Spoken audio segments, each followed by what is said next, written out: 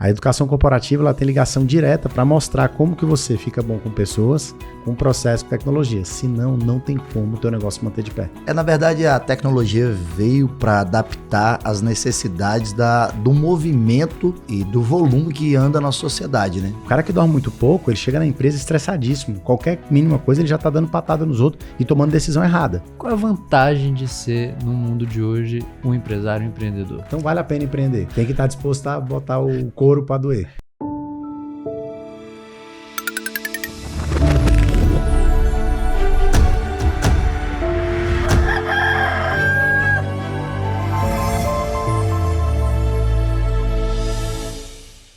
Fala pessoal, tá começando mais um Lamparina Cast, podcast mais humano no Brasil.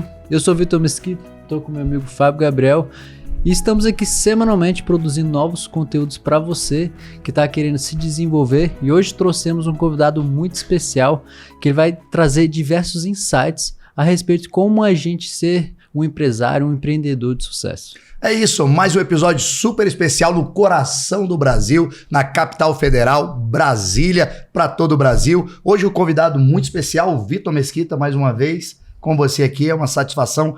Já passamos aí de 100 episódios, é uma honra estar com essa oportunidade de estar fazendo episódio junto com você. E hoje o convidado super especial, Ravel Nava. Bem-vindo ao Lamparina Cast. Bom, é isso? Falei certo? Certíssimo. Então tá bom. Primeiramente agradecer a oportunidade, né? E também parabenizar, porque a gente sabe que ter ideia, todo mundo tem.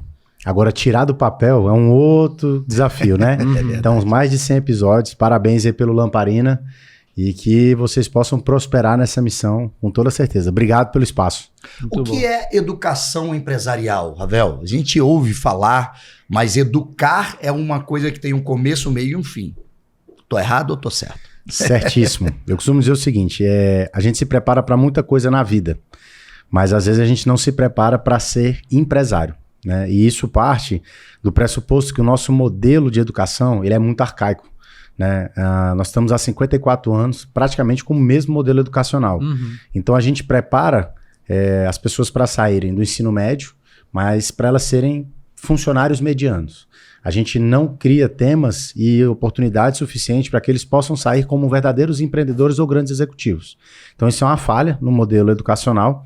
Obviamente isso aí tem um cunho político, mas aí a gente fica para o próximo Lamparina. Tem uma intencionalidade por trás disso, né, que infelizmente ela é muito triste. Então quando você faz ali a faculdade, você até aprende sobre o negócio. Então você é dentista, você entende do negócio. Você é médico, você entende do negócio. Você é administrador, você entende do negócio, mas você não entende de negócio. E aí é onde mora essa grande separação, que você começa a empreender porque tem algo que queima no seu coração, você abre uma loja de roupa, você vende ali para suas amigas, vende para a família, vende para a vizinhança, só que chega num determinado mês que esses conhecidos param de comprar. E aí você se depara naquela fase do jogo, você não sabe qual é a manha que você tem que fazer no controle para poder passar do chefão. E isso é educação corporativa. Se a gente tivesse investido nisso na base, lá atrás, ensinando sobre gestão emocional, sobre gestão financeira, sobre fluxo de caixa, sobre previsibilidade, com toda a certeza do mundo, a grande maioria dos empresários não quebrariam. E no Brasil a gente tem dados que são assustadores. 64% das empresas que nascem no Brasil, elas não vão passar do 5º ano. E dessas que passaram, 72% vão morrer com 10 anos. Então você pega a estatística no Brasil, os dois principais pontos de quebra, o primeiro é falta de venda, o segundo é precificação. Qualquer negócio ele precisa de quê? De vender. Mas se eu vender com um preço abaixo do meu custo, eu estou tendo prejuízo. Ou seja, tem gente que até vende, mas tem prejuízo. Então, quando você olha a estatística, os dois principais dados, teoricamente, são os mais básicos de qualquer empresa. É prerrogativa básica, eu saber quanto que eu vendo, para saber quanto que é a minha margem, e eu aprender a vender cada vez mais. É implementar uma máquina de vendas. Então, a educação corporativa, ela significa em você mostrar para o empresário, para o empreendedor, para quem quer começar nesse negócio, ou para quem já está lá na frente, quais são as prerrogativas básicas desse playbook de sucesso. Aí muita gente fala assim, não existe receita de bolo. Existe. Talvez ela mude de segmento para segmento, mas os pilares, eles são basicamente os mesmos para qualquer negócio. Então, eu digo que qualquer negócio ele é feito de processos, de pessoas e de tecnologia. Sim. Isso vale para um restaurante, isso vale para uma academia, isso vale para uma empresa de educação, vale para um podcast. A gente roda em torno disso. Então, a educação corporativa nada mais é do que preparar o empresário, o empreendedor, para que ele evite falhar naquilo que os 64 ou os 72 falharam. E tem como a gente prever isso. Então existem vários frameworks, vários playbooks que estão ali prontos para a gente poder aplicar dentro do nosso negócio e fugir dessa estatística. Porque quando o negócio vai mal, a família vai mal, a família dos colaboradores vai mal, a relação com o fornecedor vai mal e o cliente recebe um produto ruim na ponta. Então eu falo que empreender de forma saudável e sustentável, que é a missão da BRL, é porque você tem 4 esferas que são impactadas diretamente. O empresário vai bem, o cliente vai bem, porque ele recebe um produto melhor, o fornecedor tem um cara que consegue ajudar ele, e o funcionário ele é muito mais bem assistido. Então, educação corporativa é você preparar a empresa para ser um ambiente sólido. Certo. Abel, antes da gente adentrar no assunto mesmo de educação corporativa, não foi sempre flores, né?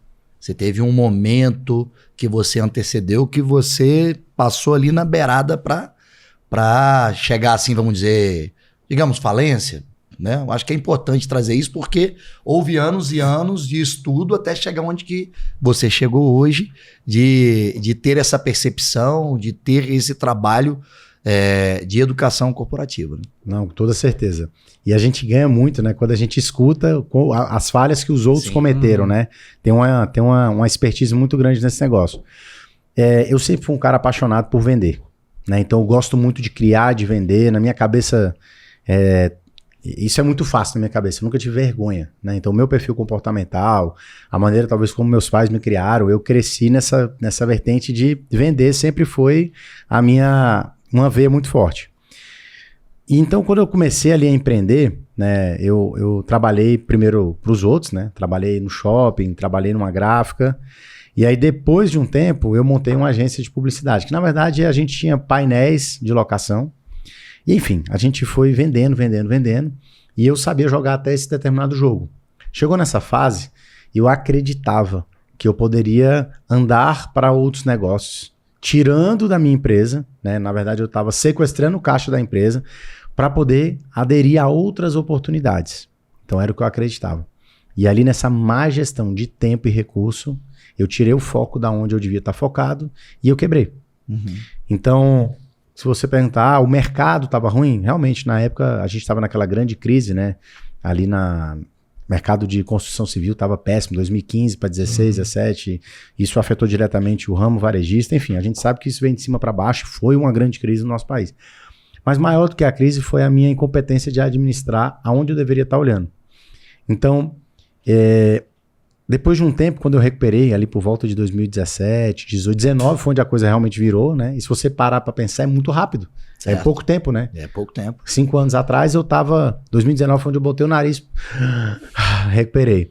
Porque apesar da minha pouca idade na época, eu sempre gostei de empreender, de alavancar, de comprar imóvel, de fazer isso, fazer aquilo. E essa aceleração minha, ela do mesmo jeito que foi muito rápida, ela também desceu muito rápido. Então é igual a árvore, né? De acordo com o tamanho, a queda você já pode prever. E aí eu falo que deu uma tela azul. Primeiro ponto é que o empresário ele tem uma jornada muito solitária. Às vezes ele senta numa roda familiar e ele não se abre com as pessoas que estão perto dele. Ele não fala das dificuldades, às vezes nem com a própria esposa.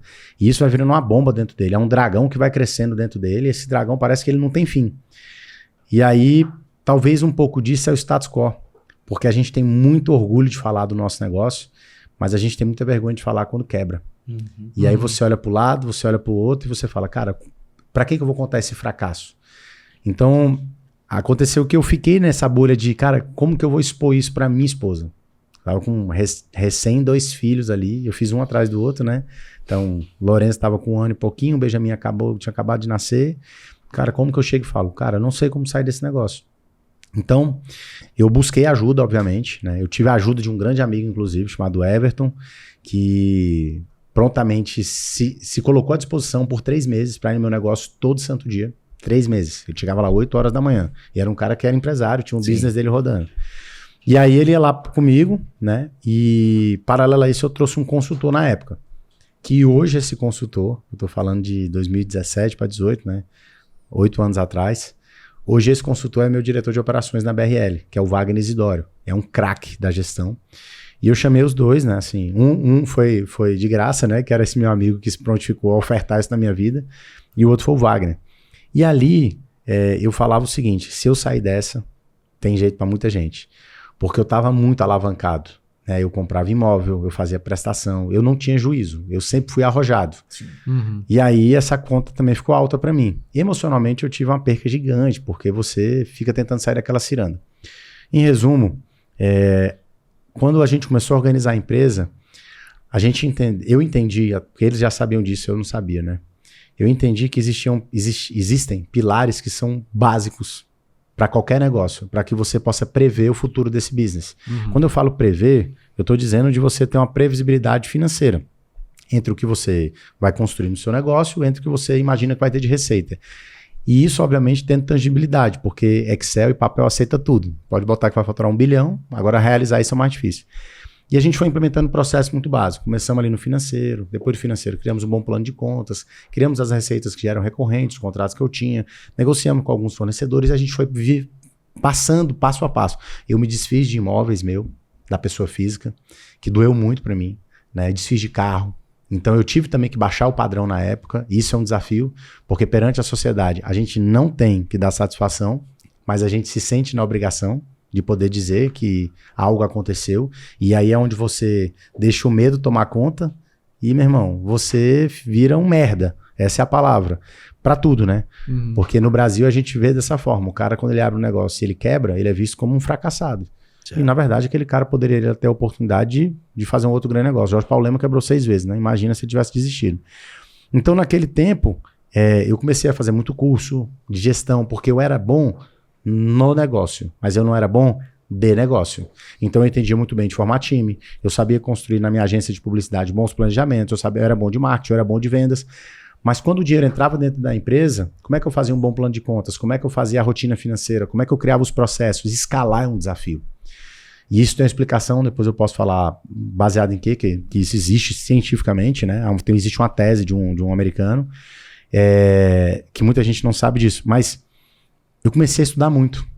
Então, em 2019, eu estabilizei, comecei a ganhar dinheiro de novo. E posso dizer que parte disso foi gestão, a outra parte foi um milagre de Deus. Porque o tanto que eu devia, pro tanto que eu tinha de recebível, a dívida era 15, 16 vezes maior. Então, era algo praticamente impagável para o que eu tinha.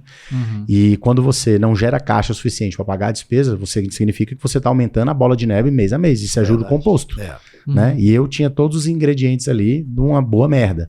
Tinha cartão de crédito, tinha cheque especial, tinha agiota, tinha banco. Então, assim, tudo que tinha para o negócio ficar ruim, eu coloquei nessa equação. Então, eu sei onde é que eu sei onde que está o buraco. Fornecedor, essa coisa toda. E aí eu comecei a me organizar. Em 2019 eu organizei. Sim, literalmente em 2018 eu quitei tudo. Em 2019 eu comecei, então agora paguei as contas, agora eu vou voltar a ganhar dinheiro. Só que diz que cachorro picado por cobra tem medo de linguiça, né? Eu me coloquei numa posição muito mais flat. Então eu tinha minha agência de publicidade e investi no ramo de construção civil e fui crescendo meu capital, que era algo que eu sabia fazer, mas muito mais conservador. E aí eu fiquei 2019, 20... Mas o empreendedor, o cara quando tem vontade... Arrojado. Cara, ele não consegue ficar muito tempo quieto. Uhum. E aí foi uma fase que eu peguei pra fazer o triatlo. Eu falei, cara, na boa, eu vou ver vida de herdeiro. Aí achei um cohort ali do meu faturamento, que me deixava bem tranquilo, confortável, e fui treinar. Em 2020 veio a pandemia, né? E aí em 2020 muitas pessoas vieram me procurar para dar palestras sobre como digitalizar o negócio. Por conta da pandemia, muita gente teve que fazer isso. E ardia no meu coração essa vontade de falar para as pessoas, de contar o que aconteceu comigo, como que eu saí desse lugar, quais são essas prerrogativas básicas de consertar uma empresa. Porque na publicidade, hoje com mais de 18 anos na publicidade, eu não entrava nas empresas somente para fazer a campanha.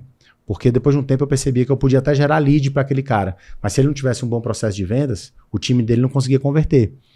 Se ele tivesse um bom marketing, um bom time de vendas, mas o produto dele tivesse com um preço diferente do que o mercado conseguia absorver, ele não vendia. Se o produto tivesse uma má entrega, então eu comecei a entrar nas empresas e fazer mais do que marketing. E aí eu posso falar para vocês, eu atendi mais de 2.000 clientes nessa minha jornada. Então eu conheço negócio de alfinete a foguete. Não conheço tudo, mas eu conheço muita coisa. Então eu percebia que o que eu estava fazendo na época era um trabalho de consultoria, Sim. 360. Eu falava de produto, eu falava de processo, eu falava de vendas, e depois eu falava pro cara de marketing. E aí foi a minha vontade, falar, cara, eu acho que tem uma ciência nesse negócio aqui que pode fazer a coisa funcionar. Então em 2021, né, em 2020 eu comecei a dar muita palestra, o Sebrae me chamava, grandes empresas me chamavam para falar sobre isso, sobre essa composição. E aí, em 2021, eu tinha muita vontade, né, de ir pro Instagram. Meu Instagram era fechado. E toda vez que eu olhava um cara na internet e falava assim, quer aprender tal coisa? Arrasta pra cima. Eu tinha pavor daquilo. Eu falava, meu irmão, esse cara nunca fez nada na vida e quer ensinar alguma coisa. Mas são preconceitos que a gente vai tendo. E eu falei, cara, eu vou ter que ser esse cara. E vou ter que pagar o preço por isso. Em 2021, a gente começou a BRL, né, que é a Becoming Real Leaders, né, transformando verdadeiros líderes, criando verdadeiros líderes, né. E a gente não imaginava nada do que ia ser a BRL. A gente tinha um curso, que era um curso de um dia, chamado Infusão 4.0, sobre gestão, marketing e vendas. A gente fez esse curso aqui em Brasília, tinham 46 empresários, 42 pagantes, 4 amigos, né? Então tinha 42 malucos, né? E 4 lá que a gente não conhecia, mais maluco ainda. E a gente fez... aceitado o desafio. Pô, né? E a gente fez na imobiliária, inclusive de um grande amigo, que é o Tarek, né, da TRK, ele abriu a TRK pra gente, a gente fez lá dentro, foi muito legal, até hoje assim eu lembro, e lá dentro a gente lançou o nosso Mastermind, que a gente já sabia que tinha que ter uma esteira de produtos, que é o Iron Business. Cá estamos, 2024, né, em 2021, fevereiro de 21 para fevereiro de 22, nós tivemos 284 alunos, de 2022 para 23, a gente teve 2.500 alunos, em fevereiro desse ano chegamos a 7.000 alunos. E aí a gente rodou vários produtos, né? Hoje, falando de share e faturamento, no Centro-Oeste nós somos os maiores, com vários programas de formação, desde ensinar Inside Sales, que é vendas, a gente tem formação de Inside Sales, a gente tem formação de gestão, marketing, vendas, e o nosso foco é falar com empresários, líderes, gestores, C-levels, mostrando tudo que a gente tem feito. E aí, nesse decorrer, eu fui montando outros negócios, graças a Deus, são marcas campeões, né? Temos aí a Rico Burger, que eu tive a oportunidade de entrar como sócio investidor em 2022. Esse ano a gente inaugurou uma marca de extremo sucesso, né? Que é a Six Sport Life, é a primeira academia 6 estrelas do Brasil. Sim. Abrimos no Noroeste, com 5 meses batemos o topo de alunos. Excelente. E agora estamos com 2 operações abrindo, Lago Sul, a gente começa as obras agora em breve. E semana passada fechamos na Mara Ferraz, em São Paulo. Vai ser a nossa primeira unidade para expansão fora de Brasília. Em resumo, o que a gente tem feito nos nossos negócios, né? Eu tenho um sócio nesse projeto, que é um dos médicos mais renomados do Brasil, que é o Leandro Vaz, na BRL, né? E é um craque também, da família dele tem um negócio gigantesco, que é o Seibe. Muita gente conhece, doutora Janete, doutora Sandra, enfim, são mulheres assim que a gente tem que aprender muito com elas. A gente foi expandindo esse negócio, levamos os empresários a fazerem formações em Dubai, na China, Japão, e estamos com mais 2 grupos fechados agora, China, em março do ano que vem, e vamos fazer Países Baixos, Suécia, Dinamarca e Finlândia em junho. Vamos lá visitar Spotify, Tetra Pak, Oura, Ring e várias outras. Então criamos esse ecossistema de educação, e eu gosto muito de falar, né, que se teve jeito para mim, tem jeito para muita gente. Concordo. E brilhante história. E eu quis perguntar isso justamente para mostrar para as pessoas que existe um começo que às vezes não é tão fácil como a gente acha que foi, né? Ou que é. Você teve falando no primeiro momento na sua oratória de processo, pessoa e tecnologia. Essas 3 palavras assim, o que tem a ver diretamente com a educação empresarial, essas 3 palavras, Abel? Bom, vou me ancorar em 2 passagens bíblicas, né? O profeta Osés diz no Antigo Testamento que o povo morre por falta de conhecimento. Sim. E lá na frente é dito que você conhece a verdade te liberta. Então, conhecimento, ele significa liberdade. Porque aquilo que eu não tenho é porque eu não sei. Se eu soubesse, eu já teria. Quando eu entendo de pessoas, quando eu entendo como contratar bem, quando eu entendo como criar uma empresa que tem um ambiente que atraia os bons talentos, que engaje as pessoas, isso se chama educação. Existem sim prerrogativas de como eu construir essa cultura. É o P de pessoas. Quando eu falo de processos, é que a empresa ela chega até um determinado ponto de forma empírica. Depois ela só escala ou se organiza se tiver processo. E aqui talvez eu traga um ponto muito preocupante, porque a empresa, preocupante ao mesmo tempo feliz e desafiador. A empresa ela tem uma prerrogativa básica que é crescer. Se ela não cresce, ela quebra. Dinheiro no tempo perde valor. Eu me lembro que meu pai me dava R$1, né, há 20 anos atrás, não mais que 20, né? Há uns 25 anos atrás, eu garoto, ele falava assim, ó, com R$1, vai na padaria, compra 10 pães, compra uma balinha pra você, uma balinha pra sua irmã e guarda o troco. Se a gente pegar troco, R$1 hoje, você não compra nem a balinha. Nem a balinha. Então, dinheiro no tempo, ele perde pujança, né? Inflação, por aí adiante. Então, a empresa ela não consegue manter o meu faturamento. Então, isso é ruim, porque você está quebrando, porque as coisas vão se corrigindo valor, e acontece muito isso. Então, quando eu chego numa determinada estação, determinado estágio da minha empresa, uma fase da empresa, se eu não tenho processos muito bem desenhados, eu não consigo crescer. E aí é onde você vai perdendo energia no negócio, porque quando a empresa não tem processos, falei de pessoas, agora de processo, significa que o empresário ele é o melhor funcionário da empresa. Só que ele é o mais mal remunerado e o único que não tira férias. Sim. Só que no tempo, vai passando o tempo e a energia vai minando. Então, se você não consegue mudar de ciclo, você se cansa. E esse é o maior perigo do negócio. Quando o empresário perde o brilho nos olhos, meu irmão, esquece. Não tem consultoria que vai dar jeito. Pode chamar a McKinsey, PwC, a gente da BRL que tem programa de consultoria, mas não dá jeito. Então esse brilho se dá pelo cansaço. Então pessoas, é como eu construo esse time engajado, até porque o CNPJ é a composição de vários CPFs. Processos, é onde eu quero documentar para que o negócio possa crescer. Então nós vamos sair agora de unidade para 2, para 3, né? E se eu não tiver... A Rico a gente saiu de 5 para 8. Estamos inaugurando Noroeste agora mês que vem. Então se eu não tenho um processo muito bem desenhado, eu não consigo criar um playbook para que as pessoas sigam. Isso obviamente tá ligado a não ter escala. E tecnologia. Na atualidade, no momento que a gente vive, se você não tem tecnologia, o teu custo operacional fica muito alto. Então eu preciso ter tecnologia embarcada em qualquer área do meu negócio para que eu possa ter viabilidade. Então, para eu me tornar competitivo no mercado, eu tenho que baixar o custo, oferecer o melhor produto possível, no menor preço possível. Teoricamente, essa é a prerrogativa básica do varejo, né? Do varejo, enfim, de serviço também. Então, se eu não tenho tecnologia, eu não consigo escalar. Então, por exemplo, hoje eu trato com 800 alunos mensais, recorrentes. Se eu não tenho tecnologia, como é que se eu não tivesse um CRM, como é que eu ia cuidar desse tanto de cliente com a eficiência que a gente cuida? Como é que eu sei que é aniversário do Vitor, do Fábio? Como é que eu sei a hora de ligar, desligar, a hora de fazer upsell, a hora de fazer um downsell, um cross-sell? Como é que eu sei... Então, no marketing, né? Como é que eu crio conteúdo usando o chat GPT? Vou usar... O que eu vou... Então... Tecnologia, ela está ligada diretamente ao crescimento. Então, esses 3 pilares, eu falo muito que dentro das nossas formações a gente bate muito neles, mostrando para o empresário, e aqui fica a grande sacada do nosso negócio. A grande maioria das escolas de negócio, elas mostram o que fazer. Mas elas não falam como fazer.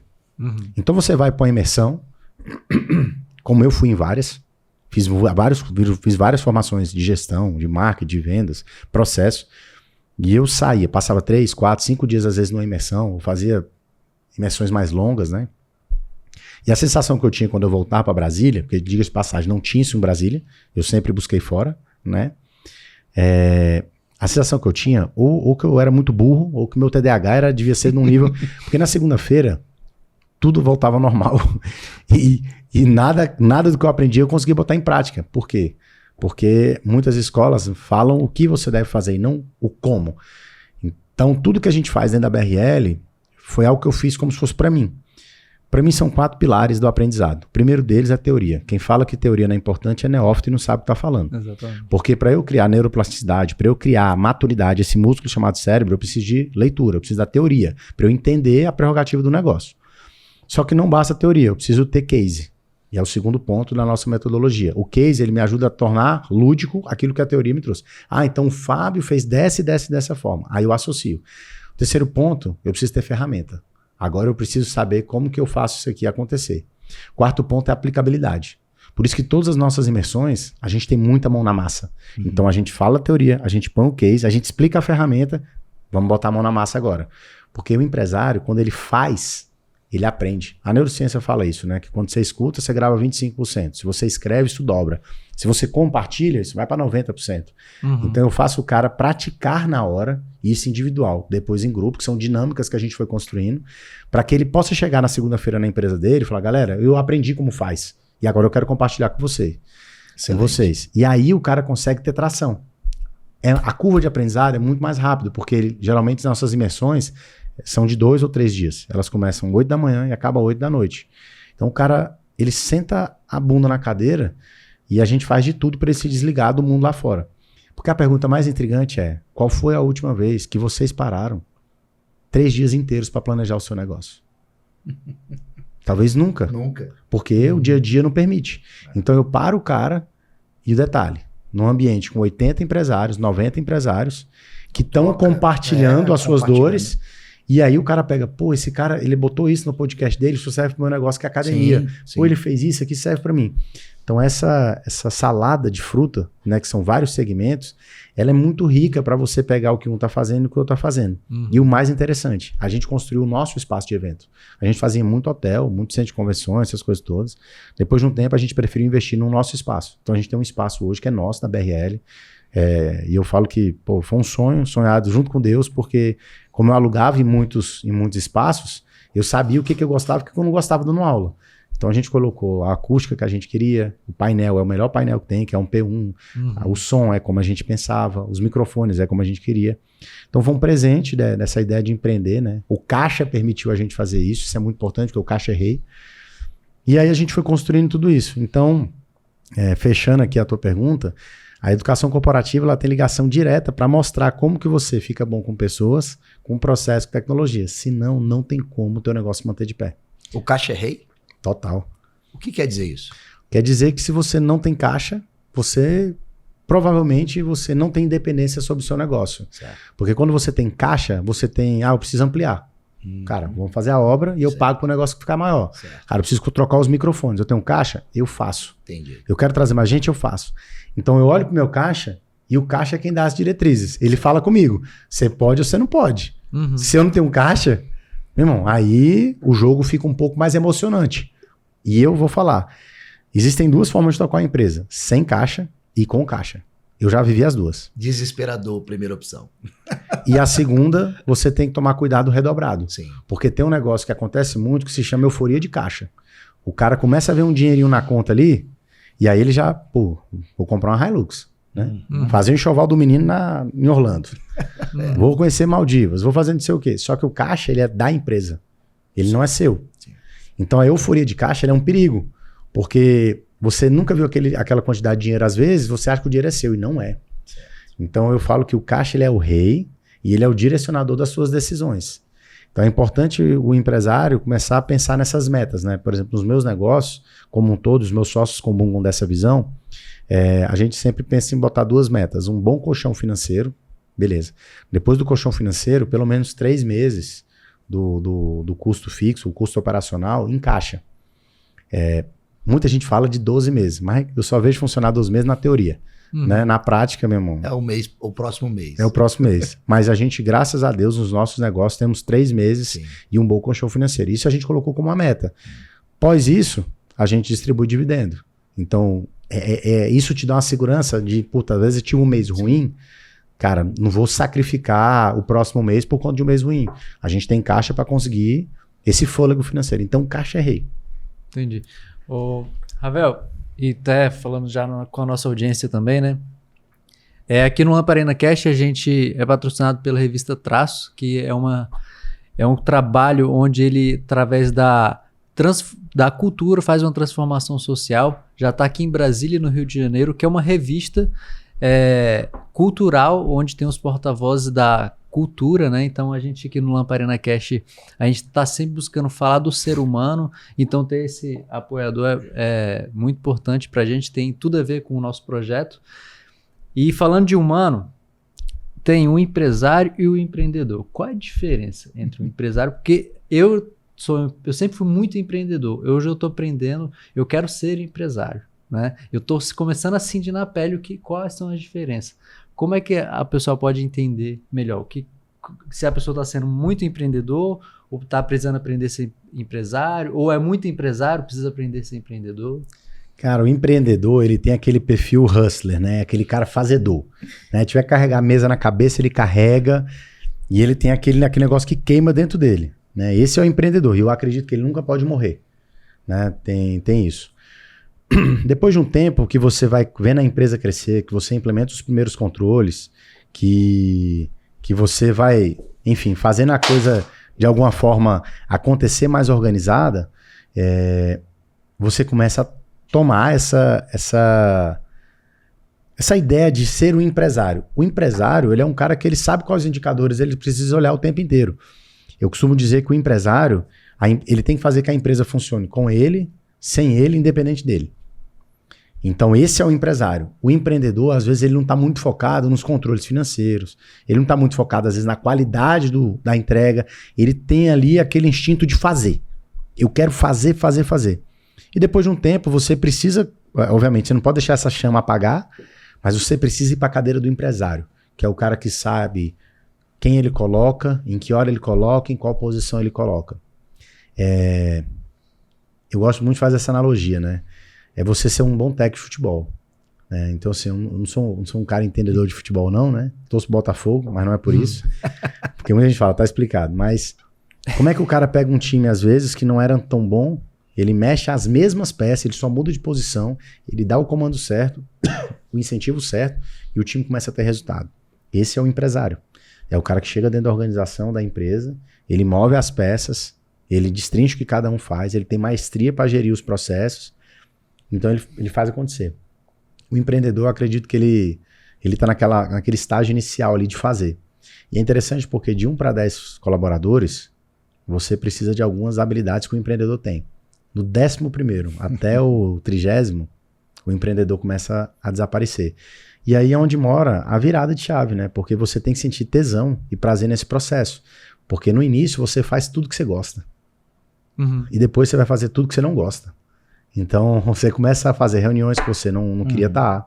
Porque você queria estar ali naquele processo criativo, você queria estar naquele processo de continuar vendendo.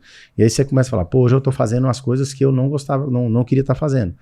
Só que o nome disso é maturidade, né? Gente grande faz o que tem que ser feito, ponto final. E aí é onde você se torna e fala, puta, eu sou um empresário. E tem que seguir apaixonado por esse processo de crescimento, né? A jornada, ela é dura mesmo, né? Isso é bíblico, né? Lá no final do livro de Mateus, Jesus fala, ó, no mundo vocês vão ter aflição, mas tem de bom ânimo, porque eu venci o mundo. Então tem uma promessa que a gente vai vencer, mas também tem algo dizendo que, meu irmão, vai ter que ter sacrifício, né? Vocês estiveram aqui com a Lucilena Galvão, ela fala muito nessa frase de Platão, que uma vida virtuosa só pode ser virtuosa com sacrifício. Então, para produzir virtude, eu tenho que me sacrificar. E isso é lindo, né? Pô, e é muito mais gostoso, né? Quando você tá com a pele em risco ali, fazendo a coisa acontecer. Tem que sentir tesão. O nosso mestre aí de jiu-jitsu, você tá com o triângulo encaixado, o cara encaixado em você. E você ter paciência para sentar ali, botar a bunda no chão, tentar botar um cotovelo, sacudir para tentar sair, né? Tem que ter calma na hora da pressão. Esse é o empresário. É como diz o Valide, né? Tempo ruim o tempo inteiro, né? Hoje, com as mudanças tecnológicas, né? Os avanços tecnológicos, onde entra a parte do ensino empresarial na forma de educar empresários e colaboradores, porque o que a gente vê é uma pouca adaptação das pessoas e aceitando muito pouco as mudanças, né? Principalmente na área tecnológica, né? E na área de educação, justamente, né? Você tem alguns desafios que você considera mais assim expressivos nessas mudanças tecnológicas, na parte do empreendedor mesmo? Cara, essa pergunta é muito boa, porque a gente acredita que a gente é bom em alguma coisa, né? Sim. Então o ser humano, ele carrega isso com ele. O empreendedor, para ele crescer, ele tem que se despir da vaidade. Porque chega no momento que a tua maior habilidade é contratar gente mais competente do que você. E nem sempre isso acontece porque o cara tem a vaidade de acreditar que ele é o único que dá conta de fazer aquilo tão bem. Então, quando eu tô me despindo dessa vaidade, Eu tô atrás de buscar gente que sabe mais do que eu. Por que eu tô falando isso? Porque às vezes o empresário, ele acredita assim, eu fiz isso aqui a vida inteira, não vai ser agora que vai ser diferente. Verdade. Só que os tempos mudam, a tecnologia, pra você ter ideia, ali em 1950, quando a gente pega o recorte das empresas que faturavam acima de $1 bilhão, eram empresas que tinham 60 anos. Se a gente pegar hoje, 2024, a gente pega as empresas de bi, tem empresa que tem 4 anos de nascimento. Então, olha o tanto que acelerou, olha o tanto que mudou. Então, se o empresário ele não acordar para isso e ele se digitalizar, ele implementar a tecnologia dentro do negócio dele, ele não é que ele vai ficar para trás, ele vai ser atropelado. Não tem para onde correr, não tem como. A competição fica muito desleal com quem tem tecnologia embarcada e com quem não tem tecnologia embarcada. Então, para vocês terem uma ideia, a gente está num desafio lá no nosso negócio que, assim como vocês, para a gente baratear o nosso CAC, o nosso custo de aquisição, a gente está distribuindo muito conteúdo. Só que o Ravel é só um, né? E eu tenho que fazer algumas coisas. Eu estava agora lá na empresa e a gente estava testando uma IA que... 2 Ravels. Ela pegou o meu rosto, ela pegou meus gestos, eu faço algumas caras e bocas, movimentos. E agora o meu time cria uma copy, joga dentro da IA e a IA faz eu falando. E é quase que imperceptível. Então a gente vai produzir 10 novos vídeos do Ravel todo dia com umas copies animal em IA. Cara, mas isso não tá perdendo a essência do negócio? Bom, eu preciso achar quais são meus diferenciais competitivos.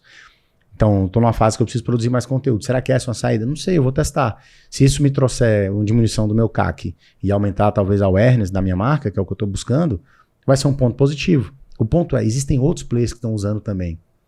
Então, como que eu não quero embarcar a tecnologia, sendo que todo mundo usa? Eu tive na China recente agora, e assim, para quem não conhece China, de pisar o pé, eu falo que pode pegar tudo que você escuta de China, diminui 60%. É folclore. Povo educado, cuidadoso, cara, absurdo. Criminalidade da China, 0. Taxa de analfabetismo na China, 0. Eu fiz China e fiz Japão. Então eu fiz 2 realidades bem distintas, e são muito diferentes, os chineses e os japoneses. Você chega no mercado na China do Alibaba, né? E você tem um mercado que a promessa do mercado é, você vai até o mercado, você faz uma seleção, antes que você retorne para sua casa, as compras já chegaram. Então você está andando no mercado e tem esteiras no teto do mercado, passando com sacola. Vup, vup, vup, vup. Desce numa coluna, o rapaz está lá trabalhando, coloca o item, ele já sobe, vup, vup, vai em outra coluna, coloca, sobe, vup, vup, vai lá para fora do mercado. Lá fora tem um motoboy esperando, cai dentro da moto dele, ele vai embora. Então assim, olha a tecnologia, nós estamos falando de um mercado que é duro, que é varejo, mercado atacadista, são mercados com margem pequenininha. Sim. Só que são eficiência que você vai ganhando dentro do seu negócio, que o investimento você vê agora, mas é um investimento que vai dar resultado talvez médio e longo prazo. São economias nessa curva de resultado, né? Quando eu olho o faturamento versus tempo, né? Eu entendo que vai levando muito tempo, mas depois ela dá uma curva de eficiência financeira muito maior. Então, para qualquer mercado, você tem que ter tecnologia embarcada. Imagina, eu vi na China ônibus sem motorista. Então, você imagina só, quantos mil ônibus a gente tem no Brasil? Sim. Só que se a gente não tiver um motorista, vai baratear o custo. Sim. Mas é triste que vai ter desemprego, não tem para onde correr. Não vai ter para onde correr. Você lembra que há anos atrás a gente tinha o datilógrafo? Sim. Que era o cara que... Já fiz curso de datilografia. E hoje não tem, porque todo mundo digita sem olhar hoje. Né? Só com a própria fala você já vai... Então assim, imagina como... Isso sempre aconteceu, não é agora. Então algumas profissões, elas vão realmente sumir. Sim. Né? E não adianta. Na verdade, a tecnologia veio para adaptar as necessidades do movimento e do volume que anda na sociedade, né? Digamos assim. A gente está vivendo muito mais veloz do que 10 anos atrás, digamos assim, né? A gente está se adaptando, algumas coisas estão sendo adaptadas em nossas vidas para que a gente possa ficar melhor a nossa convivência, será? Assim, eu penso que a tecnologia ela sempre existiu desde, 2.000 anos atrás. Só que era uma tecnologia que a evolução dela era muito mais lenta. Por exemplo, você falou muito da Bíblia, né? A Bíblia, antigamente, ela era traduzida manuscritamente, passada manuscritamente. Escrevia palavra por palavra. Aí um cara descobriu o Xerox. Aí ele, pô, chegou com uma carretinha cheia de Bíblia, iguais, exatamente iguais. Aí eram as Bíblias pagãs, né? Era o mesmo conteúdo, só que o pessoal achou que aquilo era bruxaria, né? Então, assim, não queria usar, só que não teve jeito. Aí começaram a usar, né? Que eu vejo que é uma tendência nossa de pé atrás, assim, acho que pensando há milhares de anos assim, com a inovação, né? Inovação, pô, será que isso aí vai... É muita insegurança, porque a maior parte das pessoas são inseguras, né? Sim. Ah, eu vou perder o emprego, eu vou não sei o que, isso aqui não é legal, né? Por exemplo, você falou da inteligência artificial, né? De fazer, pô, se eu escrever o texto, né? Basicamente só isso. Eu vou estar falando, só que eu escrevi o texto. Minha equipe escreveu. O que eu iria falar? Botava um teleprompter, eu ia falar aquilo, mas se eu tenho uma ferramenta que pode, a partir dali, ter um vídeo que vai transformar a vida de outra pessoa, tá dentro do meu propósito, né? Eu acho que a gente só não pode se perder, eu vejo assim, né? É isso. Você acredita que o avanço tecnológico, a gente perde um pouco a humanização? Cara, não. Eu acho que, na verdade, a tecnologia ela vem para ajudar. Sim, exatamente. Eu acredito muito assim, né? A história do copo tá meio cheio, tá meio vazio. É. Depende de como é que estão as suas lentes, né? Os olhos são a candeia do corpo. Eu acredito muito nisso. Então, eu acredito que a tecnologia ela vem mais para ajudar do que para qualquer outra coisa. Cara, a verdade da humanização, pensa comigo, quando a gente passou ali pelo período industrial, era comum aqueles homens trabalharem 12, 14 horas por dia. Sim. Quem trabalha 12, 14 horas por dia afastado da sua casa, ele leva mais 2 horas para chegar. Então eram 16 horas. Parte da prerrogativa que ele tinha que dormir pelo menos 6. Vamos botar. Nós estamos falando aí já de 22 horas. 22. Ele tinha 2 horas para ficar com o menino, mulher. Jantar, então, comer. Será que ele tinha tempo também ali com a família? Então, eu vejo dessa forma. Acho que a tecnologia, se a gente souber usar ela vai nos aproximar das pessoas que a gente verdadeiramente ama. Porque a gente vai usar ela como eficiência.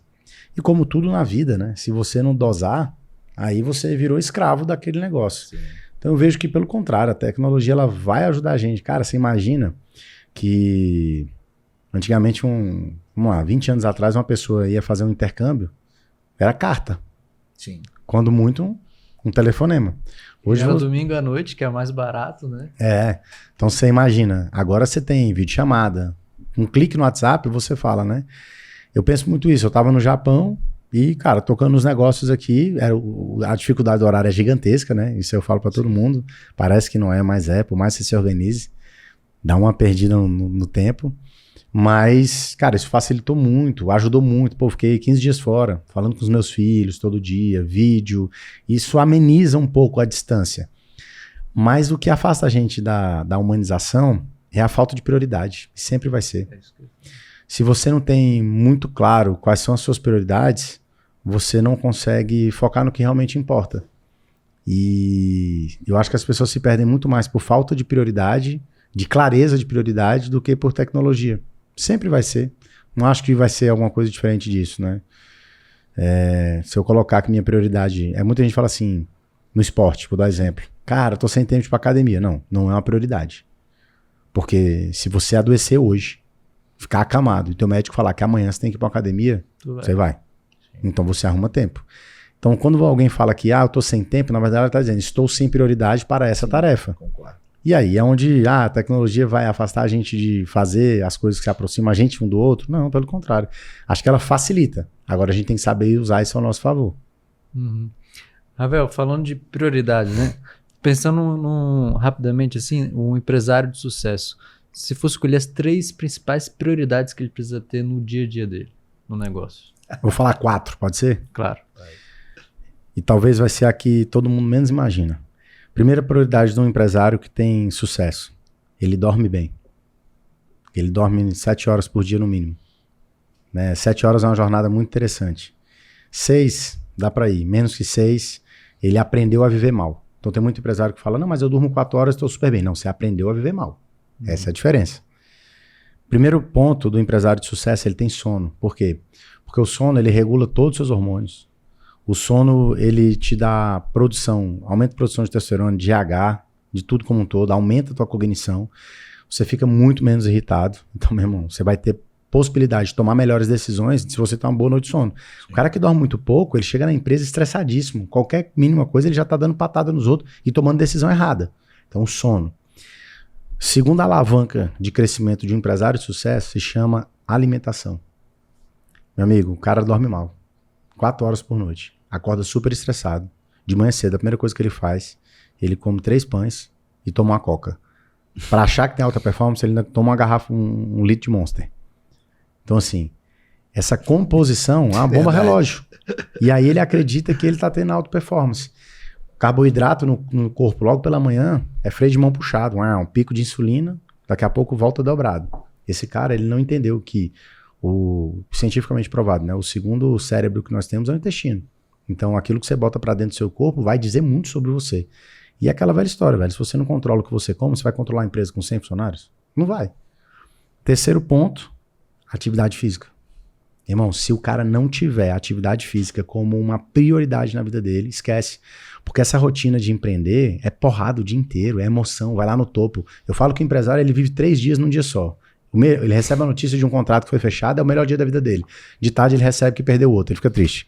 À noite ele ganha 4 estações no único dia. Essa é a vida. Então como é que o cara aguenta o rojão desse se ele não tá fisicamente preparado? Porque isso tem muito a ver, o esporte traz muito isso, né? Eu sou apaixonado por esporte e sempre me proponho a fazer desafios. Então o Ironman veio muito início de falar, cara, eu quero me testar nesse negócio.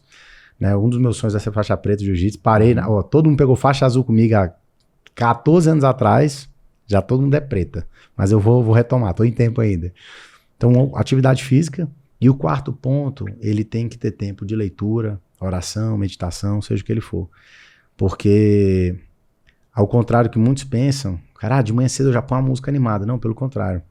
A organização dos seus pensamentos, ela é uma premissa básica para você ter a melhor tomada de decisão. Então, eu começo minha manhã dando foco naquilo que é prioridade, que é a minha saúde como um todo. Então eu durmo bem, eu me alimento bem, eu pratico atividade física e eu tenho um tempo de leitura, de oração, de meditação. E ali depois eu começo meu dia. O cara que ele não faz o que eu faço, e aí não tem nenhuma buchitagem, isso aí é coach, isso é aquilo, não. Tô dizendo que eu vivo na prática. Sim. Se ele não faz isso, é muito difícil ele competir comigo. Porque ele tá fora do peso, os pensamentos dele estão completamente acelerados, porque ele não controla o que ele come, ele não controla o que ele pensa. E, cara, tudo antes de acontecer no mundo real, aconteceu aqui dentro. Então, o controle do pensamento é super importante. E precisa passar por essas 4 etapas. Hoje, 2,5% da folha de pagamento das empresas volta para os funcionários em termos de adaptação de cursos e estudos. Você acha e acredita que há uma necessidade maior do empresariado fortalecer mais essa parte de estudos, de uma educação para que os colaboradores e até próprio os líderes, né, estejam mais ligados com esse processo pessoal e tecnologia? Total. Eu hoje acompanho de perto 74 empresários no meu Mastermind, que é o Iron Business. E eu vejo 800 empresários novos todo mês. Sim. Eu posso te falar que 98%, vou deixar 2 aí de gorjeta, 98%, quando a empresa está indo mal, o problema está no dono. Olha aí. Então, se ele não se capacita, ele segue tomando decisão errada todo o tempo. Quando ele vai para um curso, quando ele faz uma imersão como a nossa, o que ele está comprando é tempo e diminuindo o prejuízo. Porque se ele está tomando decisões erradas e ele não consegue sair daquele lugar que ele está, seja ele que não está dando conta de pagar as contas, ou seja ele que não está conseguindo expandir, quando ele compra uma imersão como essa, como ele investe nele, o que ele está fazendo é comprando tempo. Então ele está comprando a informação de quem já fez o que ele não fez.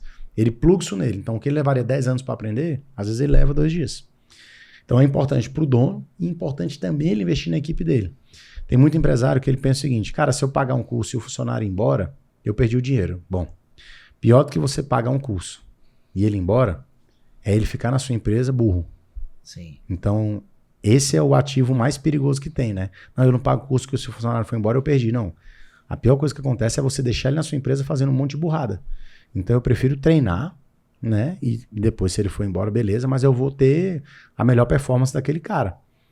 Mas o dado é o seguinte, no Brasil, nos últimos 5 anos, apenas 1% das empresas, 1%, investiram em educação corporativa, seja para os seus colaboradores, seja o próprio empresário. Aí você me pergunta, quando você não sabe de algo, eu não sei nada de podcast, mas eu resolvo fazer um podcast. Ao invés de ter uma câmera, eu boto um celular. Ao invés de usar a internet bala, eu pego, roteio a internet de um outro celular. Sim. Eu não sei fazer podcast. Cara, eu vou bater cabeça, o produto é ruim. E a mesma coisa é a empresa. Se você não aprende com quem está fazendo e fez o que você não fez, você vai custar muito mais caro. Isso é uma questão, é a curva de entre tempo e rentabilidade. Então eu digo que hoje, o dinheiro mais barato que tem é você comprar conhecimento, porque ele te encurta aquilo que é mais precioso na sua vida, que é tempo. Tempo é vida. Abel, você falou aí, esse 1% que investe, o resultado que ele proporciona, o que tem a ver desses 99 que não investiram nesse resultado? Qual foi o resultado que se teve nesse 1%? Cara, eu poderia te dar aqui inúmeros cases de alunos nossos que passaram pelas nossas imersões e hoje têm resultados exponenciais. Então, posso dar exemplo de um mentorado meu que é recente. Ele tem uma padaria que é de extremo sucesso, vou dar até o nome aqui, não tem por que não falar, mas é o Ricardo, da Line Bakery. É um cara muito bacana pra vocês chamarem pra vir aqui. Cara gênio, viu? Cara gênio. Tem uma história, o cara tá entre os 3 principais chocolatiers da América do Sul. Então o cara viajou Suíça, Alemanha, Estados Unidos, pra tudo que você imaginar. Fazendo pão, fazendo chocolate. E o Ricardo, lá na Line Bakery, ele tinha uma padaria que vendia, cara, os melhores croissants do Brasil estão lá. Cara, 30 metros quadrados, 240 mil de faturamento. Ele entendeu que precisava expandir e ele montou um novo negócio, que hoje está com quase 200 metros de loja, mais uns 400 de fábrica. Eu tô falando de um cara que tá fazendo... Ele saiu de um negócio de 30 metros, de 220, e é um cara que tá perto de bater 1 milhão mensal. Então, assim, o que levou ele a fazer isso? Só abrir a loja? Não. Os controles, entender sobre meta, como organiza o processo de vendas. Porque muita gente acha que meta só tá para quem vende serviço. Não é, para quem tá no varejo. Então, o Ricardo, desde o dia que ele abriu, que ele inaugurou essa nova loja, em Águas Claras, todo santo dia ele bate a meta de vendas. E ele não para de crescer. Mas por quê? Porque ele monitora resultado. Ele acompanha dia a dia. Qual que é o mal do empresário? O cara que não sabe esses 99%, ele chega no final do mês e fala assim, cara, esse mês foi ruim. Pô, mas ele não viu isso no primeiro dia, no segundo, no terceiro, no quarto, no quinto, no sexto, no sétimo, no 20º dia. Ele esperou chegar dia 31 para ver que o mês estava ruim. Por quê? Porque para quem não sabe para onde vai, qualquer caminho serve. Então, se eu não sei o que fazer, qualquer coisa que eu faço, para mim tá bom. Então, ele tá cego na operação. E aí, ele quebra porque ele não tem conhecimento. Então, esses 1%, eles atropelam o mercado, porque eles têm conhecimento. E isso, compilado em 3 dias, numa formação, 2 dias, é 10 anos do que eu vivi na minha vida. Então, é isso. Né? Muita gente olha para a Six e fala assim, cara... vocês fizeram um projeto de muito sucesso. Foi um projeto de muito sucesso. Mas por trás do projeto, a gente já vinha há um tempo desenhando o produto, como que seria, desenhando custo, como que faz para ter o whey lá liberado, como é que faz para ter a toalhinha lá, como é que faz para encaixar o manobrista no custo, como é que faz... Cara, a academia não é o sucesso que é, porque simplesmente foi eles acertaram no produto. Acertamos no produto, na gestão, no controle, no processo, no acompanhamento. Tem um cara que é o guardião da cultura, que está todo dia lá, motivando o time, falando com o cliente. O que é isso? Conhecimento. Quando eu compro conhecimento, eu estou sendo inteligente. Né? O rico, ele compra tempo. O pobre, ele vende tempo. É uma conta muito simples. Então, o rico e o cara bem-sucedido, ele está o tempo inteiro pensando como que ele compra o conhecimento do próximo passo dele. É isso que ele está fazendo. Né? Então, por exemplo, quanto custaria a gente ouvir aqui o Monark para dizer o que ele fez no podcast dele? Sim. A gente sentar aqui 1 hora com ele. Não tem MBA no mundo que vai pagar isso.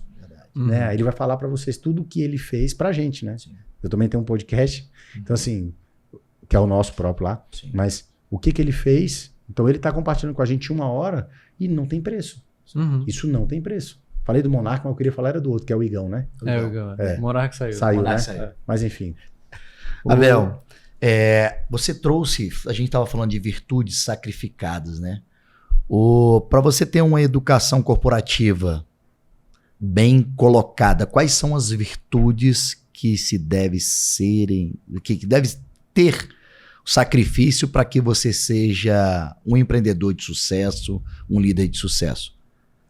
A gente não falou de que existem receitas de bolo, mas algumas virtudes são importantes serem ressaltadas, né?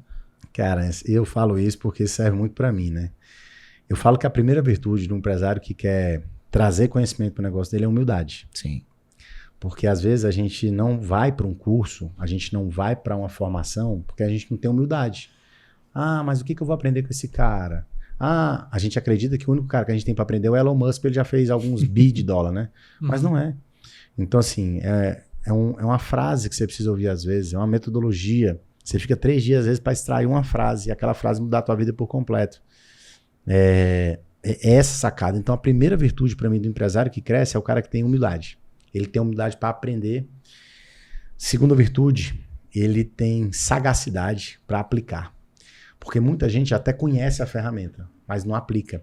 E aplicar é um desafio. Porque você vai começando a fazer, aí sai meio feinho no começo, fica meio desconcertado, mas depois vai afinando, você vai azeitando a operação. E precisa ter uma virtude que eu acho que talvez seja a maior de todas, é paciência. Porque às vezes a gente até sabe o que deve fazer, mas a gente não acredita que vai precisar de um certo tempo. Então é meio que você tá vendo o pote no final do arco-íris e você quer correr muito rápido, só que você corre tão rápido que às vezes você tropeça, bate o queixo, tem que dar uns pontos, e é necessário você passar por esse processo de paciência, né? Então muita gente fala de resiliência, muita gente fala, eu acho que isso é importante, mas a paciência ela é muito importante para você respeitar o processo, né? E você saber que as coisas estão evoluindo. Eu falo que empreender e ter sucesso é juros composto. Cara, tu não precisa evoluir 50% todo dia. Mas se você evoluir 1%, amanhã é mais 1, então agora são 2. Né? Se você evoluir 3 no outro dia, são 6. E isso vai dando um jurinho composto para você. Então eu acredito que humildade, né, a sagacidade, que eu falo que é fome, sabe? Empresário, a empresa dele é do tamanho da fome dele. Isso para mim é muito, muito certo. Né? Eu tive a oportunidade de voltar de Abu Dhabi para Dubai com a doutora Janete do Seib, e ela falou uma frase para mim que ela disse assim, no ônibus a gente voltando, assim, Ravel, na minha cabeça o Seib sempre foi grande, porque a empresa é do tamanho da cabeça do dono. Então a tua empresa ela é do tamanho da tua fome, tem que ter fome. Quando a tua fome começa a saciar, a empresa para de crescer. Aí você tem que tomar a decisão, né? Como todo mundo já sabe, ou você vende, ou você passa ela pro herdeiro, ou ela quebra. Não tem outro jeito. Tem que encerrar o ciclo e seguir adiante. Abel, a gente falou de diversas coisas assim que um empreendedor, um empresário, ele precisa prestar atenção, se transformar, né? Qual é a vantagem de ser, no mundo de hoje, um empresário, um empreendedor? Rapaz... Assim, é uma coisa assim que eu queria sua opinião. Assim, eu sei do que eu sinto, mas... assim, eu sou um cara... É um rolê muito grande, né? Assim, eu vou te falar, se você quiser optar por ter coisas fáceis, é melhor não empreender. É melhor não empreender. Quem dirá no nosso país que as regras mudam semanalmente. E aí você dificilmente consegue fazer um planejamento de longo prazo. Nós estamos vendo isso agora, né? Taxa de juros tá batendo lá no topo. E se você me perguntar o que eu, Henrique, Fábio, Bruno, Ianca, o que a gente tem a ver com isso? Zero. Né? O déficit fiscal, ele ficou maior. Então a turma falou, então vamos arrecadar mais. Tributo neles. Tributo neles. Aí você pergunta, pô, mas eu fiz tudo certinho. E agora? Tributo neles. Então você vive num país que essa instabilidade jurídica, tributária, ela te prejudica muito. E se você for ver na ponta, os prós, eu prefiro acreditar que eles são maiores do que o contra. Mas o risco que você toma é muito grande. É muito grande. E você tem que fazer muito malabarismo para a coisa conseguir ser equalizada. Só que eu digo que quando você empreende, você faz isso com o coração, é algo que realmente te move por um propósito. E aqui eu não estou falando de esse propósito, enfim, da borboleta, abraçar aves, essa coisa toda, dizendo o propósito mesmo que você tem de transformação. Por exemplo, a nossa missão, está muito claro lá no nosso Código de Cultura, diz assim que empresas sólidas, elas são ambiente propício para que as famílias possam prosperar. Eu sei o que é quebrar. E eu sei o que isso causa dentro de uma família. Então, quando eu vejo um cara que é transformado através do nosso programa, eu vejo a família sendo transformada. E é muito bom o cara trazer essa segurança financeira para a família, o cara trazer uma perspectiva que o negócio está crescendo. Então eu vejo que isso vale muito a pena. tem um desafio do dia a dia, né? Que não são flores todo o tempo, né? Mas eu prefiro olhar para o desafio e acreditar que eles são parte do processo. E aí é a ideia meio estoica mesmo da vida, né? De olhar e falar, cara, o Ryan Holiday, ele fala que você tem que estar com a roupa da guerra, mesmo sem ser o período de guerra, que se ela bater na sua porta, quando ela abrir, você está trajado para conseguir enfrentá-la. Né? Sêneca fala isso, que no tempo bom é hora de se preparar para o dia mau. Né? E aí talvez tenha um pouco de estoado, que eu acredito, da graça de Deus, né? Que a gente tem que desfrutar, que muita coisa vai ser acrescentada para a gente sem que a gente tomasse conhecimento disso. Mas eu vivo meio acreditando nisso, de que esses desafios, eles fazem parte do processo. Porque o ônus é muito grande do empresário no país e a gente foi educado de uma forma que a gente cresceu nas escolas vendo o empresário como bandido, entendendo que os Estados Unidos eram grandes vilões, que o capitalismo ele é mau, que o socialismo é que ele é bom. Então a gente cresceu sendo educado. Isso é um perigo muito grande, porque isso é ensinado dentro da sala de aula. Então o cara passa uma quantidade de tempo ali com a criança falando coisas que não são verdades. E a gente cresce com esse estigma, né, de que o empresário é mau, o empresário é bandido, ele escraviza, sendo que 86% das vagas de emprego no nosso país é gerado por empresário. Então a máquina que faz esse país girar é o empresário. A gente tem que ter uma placa ali na Praça dos Três Poderes ali. Um troféu, né? O nosso nome, porque é a gente que gera esse negócio. E qual é a garantia que o empresário tem de empreender? Zero. Você não tem garantia de nada. Se você não fizer o pé de meia, ninguém vai dar nada. Mas eu gerei 2.000 empregos ao longo da minha vida e quebrei agora. O problema é seu. Você foi um mau gestor. Então, é isso, né? Se você for olhar realmente esse fator, só que aí também tem um bônus, né? Eu não conheço nenhuma profissão que paga tão bem quanto empreender. E quando eu falo paga tão bem, eu não estou falando da parte financeira. Eu falo da satisfação. Porque o executar, ele é um negócio que é um tesão louco, né? Quando você começa, imagina, vocês dormiram lá com não sei quantos mil seguidores, acordaram com 100 mil a mais. Você vai falar, puta. E não é um golpe de sorte. Isso aí é tentar. É um garanhão, né? É aquele corte garanhão. Puta, tu não faz um dele todo dia, né? E muitas vezes a gente não olha isso. Então eu acredito que o que vale a pena de empreender é o legado, né? Que você deixa. Porque patrimônio, herança, ela pode ser perdida. Se seu filho não administrar bem, ele perde. O legado não. O legado, ele transforma as pessoas. E empreender é um pouco sobre isso. Eu falo muito isso, né, cara? Se a BRL um dia deixar de existir, o nosso país tem que olhar numa conversa, algumas pessoas estarem conversando num restaurante e falar assim, poxa, a BRL faz falta. É o legado. É o legado. É a transformação. Pessoas, eu acredito nisso. Então vale a pena empreender. Tem que estar disposto a botar o couro para doer. Ravel Nava. Educador, digamos assim, empresarial, mas quem é o Ravel Nava como ser humano? Boa. Cara, o Ravel, eu não separo muito não, eu acho que somos a mesma, e isso é libertador, né, porque às vezes a gente tem alguns, mas é interessante você cria um tem uns personagem, né? Não, e aí tem uma psicologia diz que a gente ainda vive esse mesmo nisso, né, mas eu acho que eu vivo muito pouco isso, minha vida é um livro aberto mesmo. Eu sou quem eu sou na minha casa, na empresa, no palco, onde eu tô, eu sou essa pessoa mesmo, né? Isso é libertador, foi libertador para mim. Cara, eu sou casado com a Andréa, né, que é a mulher mais fantástica que eu conheci na minha vida, né? Eu namorei muitos anos para casar com ela, né? Namorei, noivei e casei com um mês. Então, o meu casamento foi muito rápido. É a mulher mais incrível que eu conheci na minha vida. Liguei para ela agora há pouco, né? Liguei para ela, oi amor, eu falei, tô te ligando para agradecer a Deus, que você é a manifestação de Deus na minha vida. Acabei de ligar para ela para falar isso, porque eu sonhava em casar, e Deus me deu uma mulher melhor do que eu imaginava. E aí me deu 2 presentes, que é o Lourenço, que é o Benjamin. Então sou um cara que faz de tudo para estar perto dos meus filhos, para ter tempo de qualidade com eles. Às vezes acredito muito que a empresa poderia estar em outro patamar, né? Se eu tivesse um ritmo mais acelerado. Né? Então nego muitas palestras, nego muita coisa por estar fora, apesar de ter uma agenda muito corrida, mas ainda assim poderia estar muito mais, mas nego muito por uma questão de estar perto, de estar com eles. Priorizo muito o tempo com a minha família.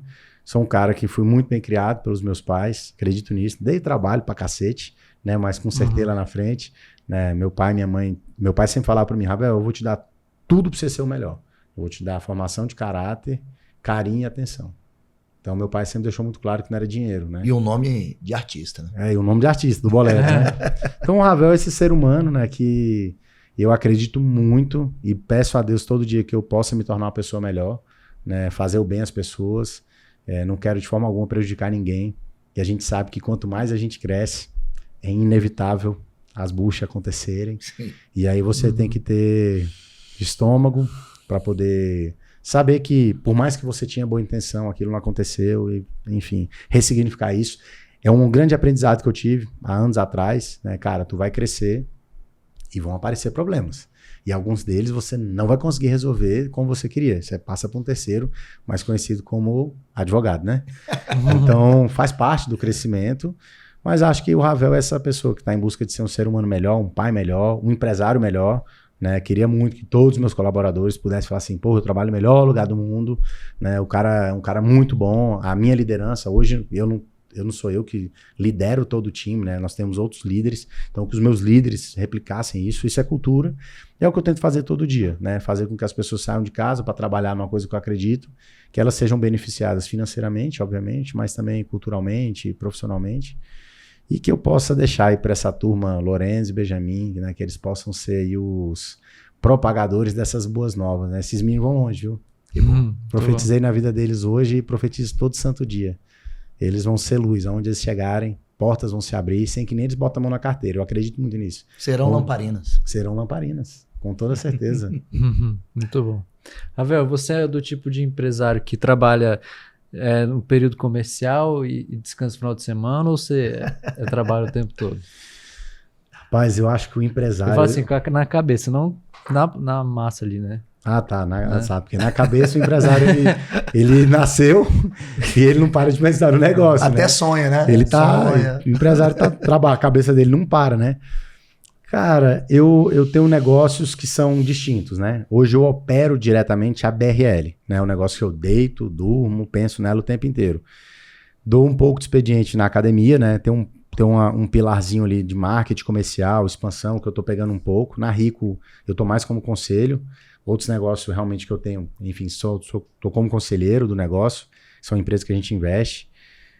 Ou busco estar dentro do meu ecossistema, acabo que eu vou trazendo o negócio, porque tá no meu dia a dia. Mas eu trabalho quando você trabalhar, né? Vale lembrar que algumas das nossas imersões são final de semana, né? Então, eu trabalho final de semana. Algumas das palestras que eu dou são final de semana, então eu viajo final de semana. A minha agenda tá nisso, eu não tenho muito... Obviamente eu tenho uma rotina, né? Eu sou um cara que eu preciso de rotina, assim, isso pra mim não tem como, eu fujo da minha rotina, começa a me complicar um pouco, mas... Eu trabalho, chego na empresa geralmente 9 horas, 9h30, né? Antes disso tem ali meus 4 pilares aí que eu falei para vocês. Não saio muito antes de 8 horas da noite, né? Meu horário padrão ali é 8, 8h30. Vou em casa, almoço, eu moro muito perto do trabalho, eu tenho essa flexibilidade. Cara, sábado a gente tá curtindo esse tesão que é ir pra Six, né? Então eu vou com meus filhos, vou com minha esposa ama malhar, gosta muito. Então a gente vai para academia, que abre 8 horas da manhã. É o meu escritório, é meu dia a dia, tratar bem os alunos, receber ali a turma. A gente tá vivendo essa paixão do negócio, né? E, cara, meio que minha família, a gente se adapta a viver. Então, minha vida social, vai ter um evento do Iron, por exemplo. Nosso Mastermind tem muitos eventos que é no final de semana. Então, a minha vida social tá dentro disso. E eu não vejo nenhum peso nisso, não, né? Pelo contrário. Você pediu a chuva, aguenta a lama, né? É isso. Muito bom. Às vezes a pessoa acha que tempo de raio, trovão não é de Deus, né? Também é de Deus. Um dia você orou por isso, né? Agora aguenta. É isso, meus amigos. Um episódio super especial aqui. Esse ilustre aqui.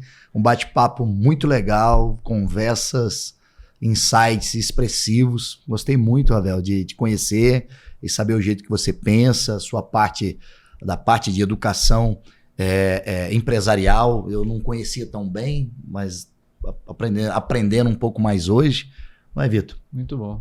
É isso. Lembrando sempre que nossos episódios, lembrando dos nossos parceiros, 61 Imóveis e a Traço, essa revista que, através da cultura, traz a possibilidade das pessoas se sentirem inclusas.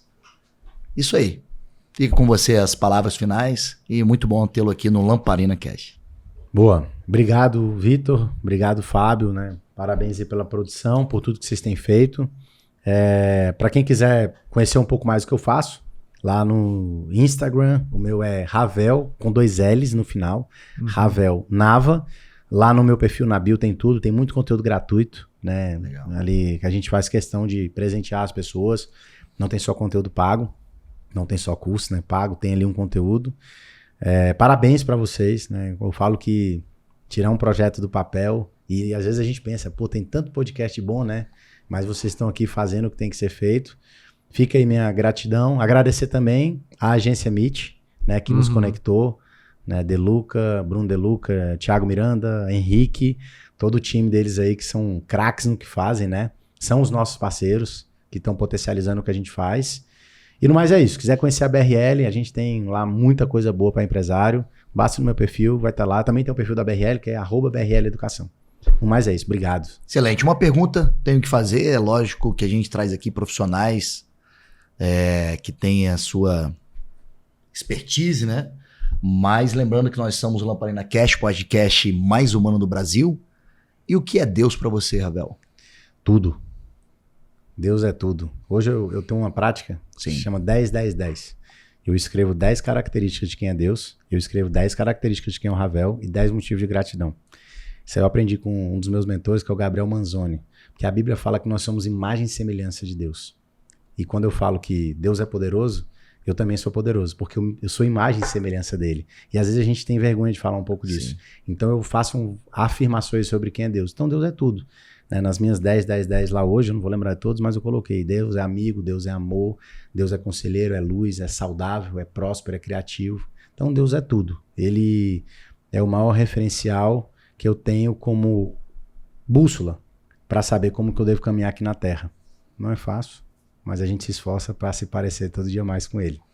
Muito bom. É isso aí, Lamparina Cash. Mais um episódio especial para você no coração do Brasil. Até a próxima. E quero deixar um recado, que a gente aqui no Lamparina, uma coisa que a gente gosta, falar com o Ravel, é que a gente busca ter perguntas que a gente traz uma consultoria, né? Sim. Aqui a gente todo teve essa momento, mais de oportunidade 100 episódios, conversar, né? Toda vez a gente aprende alguma coisa, né? A gente bota essa cadeira aqui, é um lugar de aprendiz, né? Então, agradecer a oportunidade de estar aprendendo um pouco mais, conhecer um pouco mais você, a sua carreira, o seu trabalho. Então, eu espero que vocês tenham gostado também. Escreva aqui no comentário isso aqui, o que você mais gostou desse episódio. Conecte com o Ravel, você vai poder transformar o seu universo. Você é empreendedor, a maior parte dos nossos seguidores são empreendedores, então Legal. a gente é uma honra e a gente sempre deixa as portas abertas, né? Quando você quiser voltar no Lamparina, é só mandar uma mensagem que a gente tá de portas abertas. Obrigado. Abraço. Valeu.